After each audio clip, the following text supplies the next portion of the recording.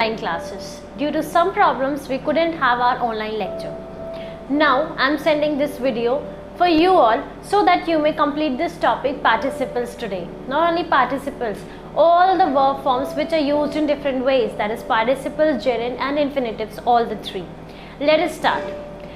We all know that there are many parts of speech. Parts of speech means whenever a sentence is made, it has many parts. Example, the subject, which can be a noun or a pronoun. Thereafter, there are helping verbs, verbs, etc. Adjective, adverb, anything. Now, verb, as far as we know about verb are doing words. That's what we know. But do you think that can verb be anything apart from the doing words? Can verb act as some other part of speech? क्या verb किसी दूसरे part of speech की तरह काम कर सकता है? तो yes, verbs can act something differently also, means they can take the form of other parts of speech. Like the today we are studying. We will see 3 instances where verb is used as differently. I mean, it's not used as verb as a whole, it's used as adjective or noun. Let us see. The very first thing is the participle. Where's my marker?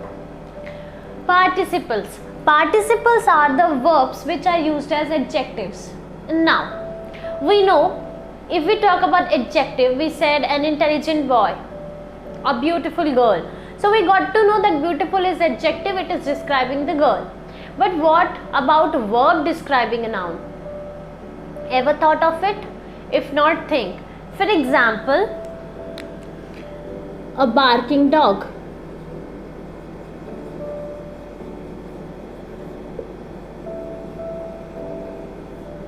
Here you can see the dog is described by the verb it is doing. By the work it is doing. Dog, barking dog. Now here this dog is barking. It tells its traits. कैसा dog है? Barking dog है. पर यहाँ पर ये तो verb है. Barking अगर आप देखेंगे तो ये एक ing form of the verb है. Verb plus ing. तो ये पार्टिसिपल कैसे हुआ?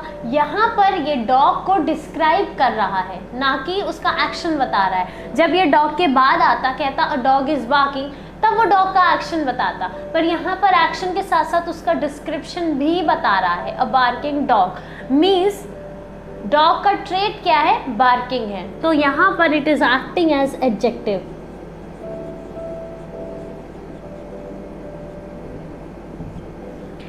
जब ये ing form of the verb is acting as an adjective, तो ये क्या कहलाएगा? Present participle.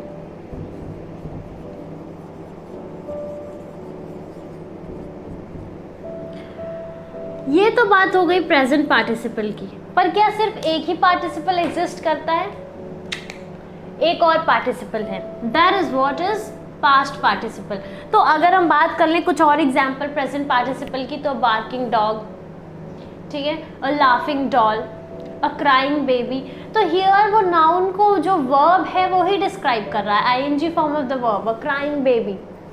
तो ये हो गया हमारा present participle. If we move to next after present participle, तो आता है past participle. So the next type is past participle.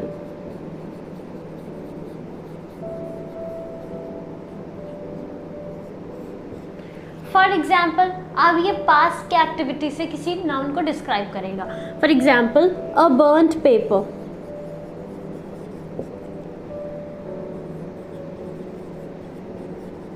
Burnt paper, जला हुआ पेपर, बर्न्ट पेपर. तो यहाँ पर ये जो वर्ब है पास्ट है, past form of the verb है, बट ये डिस्क्राइब कर रहा है पेपर को कि पेपर कैसा है? बर्न्ट पेपर है, जला हुआ पेपर है. तो यही कहलाता है क्या? पार्टिसिपल. कैसा पार्टिसिपल? Past participle. क्योंकि यहाँ भी वर्ब किसका काम कर रहा है? एडजेक्टिव का काम कर रहा है, ना कि वर्ब का काम कर रहा है. Let us see to some more examples. For example, a damaged house.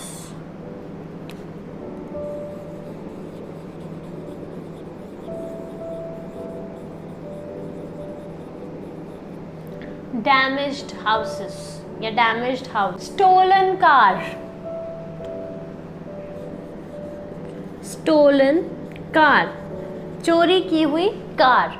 तो stolen car, damaged house, all these we have seen the examples of past participle of the verb which work as adjectives and that is called participle। तो ये हो गया हमारा participle। तो यहाँ पे हमने देखा कैसे वर्ब की तरह ना आके बाकी और फॉर्म्स में आ रहा है, बाकी और part of speech. Which part of speech? Participle है तो वो एडजेक्टिव की तरह है। अब देखते हैं वर्क ऑफ प्रेजेंट पार्टिसिपल और वर्क ऑफ पास्ट पार्टिसिपल। जब हम बात करते हैं प्रेजेंट पार्टिसिपल की, तो प्रेजेंट पार्टिसिपल बताएगा action which is going on and is not yet completed, not completed actions, not completed. तो ऐसे एक्शन जो नॉट कंप्लीट है, मतलब इनकम्प्लीट एक्शन को डिफाइन करेगा। वेयरएज़ अगर हम पास्ट पार्टिसिपल की बात करें, जैसे स्टोलन कार, बर्न्ड पेपर, तो ये सब जो है अपना काम कर चुके हैं, कार चोरी हो चुकी है, पेपर जल चुका है, तो ये सब क्या है? कंप्लीटेड एक्शन को डिनोट करते हैं। Completed action, they denote what? Complete action, completed action which has already been finished. Now let us have some examples of it. He sat on a broken chair. तो chair पहले से टूटी हुई थी, उस पर बैठा, तो he sat on a broken chair. Next past present participle की बात करें, I saw some laughing people. तो laughing people अभी भी हंस रहे हैं, हंस चुके वाला केस नहीं है। ओके, तो ये हो गया हमारा प्रेजेंट पार्टिसिपल और पास्ट पार्टिसिपल का यूज और एग्जाम्पल। अभी देखते हैं चेंज कैसे करना है। For example, Ravi open the door, Ravi open the door, Ravi went out. Opening the door, Ravi went out. अब यहाँ पर डोर के बारे में ही डिस्क्राइब कर रहा है कि रवि दरवाज़ा खोलते हुए बाहर चला गया, तो opening the door, Ravi went out. Next, children saw the elephant, they were very happy. Seeing the elephant, the children became very happy. So we can use participles for joining the sentences also. Let us move further. Now we will see gerunds. Past present participle भी ing form of the verb था, और gerund भी क्या मिलेगा हमको? ing form of the verb ही होगा। पर ये ing form of the verb किसकी तरह act करेगा? It will act as a noun, not as an adjective. So let us start with gerunds.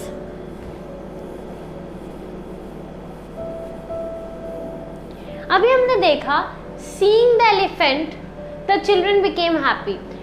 वहाँ पर seeing the elephant, वहाँ पे भी seeing जो ing है वो वर्ड सेंटेंस में सबसे पहले आया, पर फिर भी वो एलिफेंट को डिस्क्राइब कर रहा है, बच्चों की खुशी को डिस्क्राइब कर रहा है, इसलिए एडजेक्टिव की तरह आ रहा है। पर यहाँ पर भी ing form of the verb है और वो सेंटेंस की स्टार्टिंग में ही आएगा। कैसे? Walking, walking is a good exercise।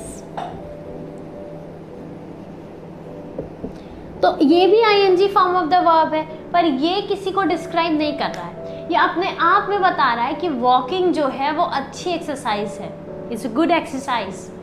तो यहाँ पर ये किसकी तरह आ रहा है तो ing form of the verb, verb plus ing, but ये आ कैसे रहा है? एज अ सब्जेक्ट यूज हो रहा है यहाँ पे, as a noun, as a noun आ रहा है, और ये कहलाएगा क्या? These are known as gerund. ये हमारा जेरेंड हो गया। Walking is a good exercise, smoking is bad for health, swimming is good for health. तो जब as a subject, as a noun वो सेंटेंस में आए तो वो क्या कहलाएंगे? जेरेंड कहलाएंगे। Next, if we move towards infinitive, तो इन्फिनिटिव कैसे आते हैं? भी एज अ नाउन आते हैं। इन दोनों में क्या कॉमन था? इन दोनों में ing form of the verb common था। इसमें प्रेजेंट पार्टिसिपल में ing form of the verb है, इसमें gerund ing form of the verb होता ही है। अब अगर हम इन दोनों की बात करें, जेरेंड और इन्फिनिटिव, तो दोनों में क्या कॉमन है? दोनों एज अ नाउन आएंगे, पर जो इन्फिनिटिव है हमारा वो टू के साथ आएगा, ना कि ing।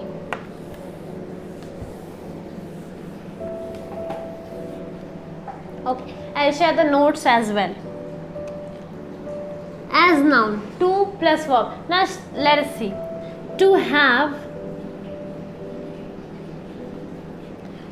what? To have exercise is good for health. To run या to walk in the morning is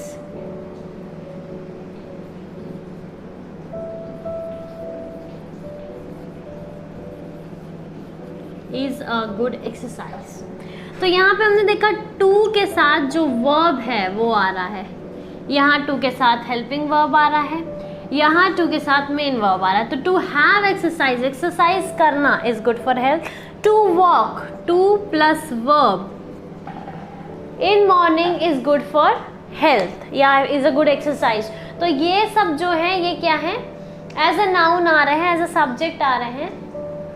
यहाँ पे क्या आ रहे हैं? एज अ सब्जेक्ट आ रहे हैं, एज अ नाउन आ रहे हैं. तो ये कहलाते हैं इन्फिनेटिव्स. अब infinitive can also qualify adjective और नाउन. कैसे? Grapes are sweet to eat. Grapes जो है वो स्वीट है, एडजेक्टिव, उसको क्वालिफाई कर देगा. स्वीट टू ईट, खाने में. कहते हैं ना अंगूर मीठे हैं, उसके ऐड कर दो खाने में मीठे हैं. तो क्या मतलब? It adds extra meaning only. Grapes are sweet to eat. Next example, this is not the time to repent. This is not the time to repent. ये सही टाइम नहीं है पछतावा का. ठीक है. तो this we have seen. What we have seen? Participle, gerund and infinitives. All three we have seen. I hope you don't have any doubt. अभी change करने की बात करें तो अगर हम बात कर रहे हैं Teach me to paint. Me to paint. अब यहाँ पे to paint क्या है? हमारा infinitive है. अगर हमें यहाँ पर gerund यूज करना हो in place of infinitive तो हम कैसे करेंगे? to paint को ही हमको gerund बनाना है. Painting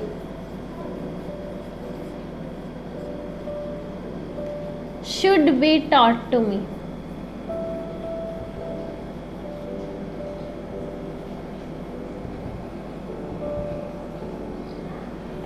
ing form of the verb, gerund आ गया. Next, to dance will require training. एक सेंटेंस है आपके बुक में, to dance will require training. तो यहाँ पे हम कर सकते हैं dancing requires training.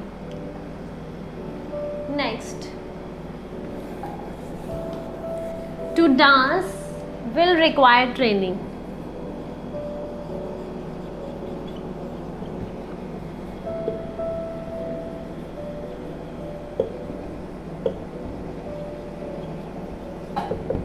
तो इसकी जगह पे हम क्या कर देंगे? डांसिंग. क्या कर देंगे? Dancing. Dancing requires training. So now what you need to do in this, you need to explain, define, and you need to write in copy participle, gerund, infinitive, all three, and you need to do the exercises in the book. Sorry for that, we could not attend the online classes properly. You had to join many a times. That's all for today. Thank you. Have a good day.